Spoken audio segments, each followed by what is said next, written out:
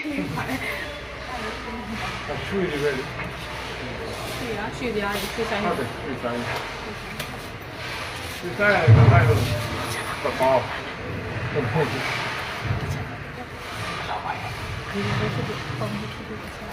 ဒီလေကျွန်တော်အား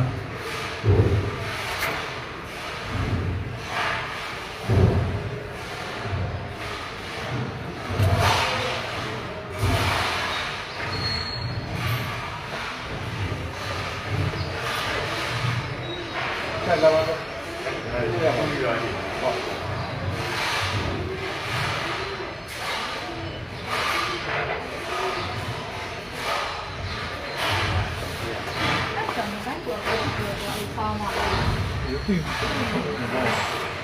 တော့လောက်တာဒီလိုကြီးဒီလိုမဟုတ်တဲ့ဆရာမ ဟုတ်ဟုတ် ဒီလို ဒီဘက်မှာ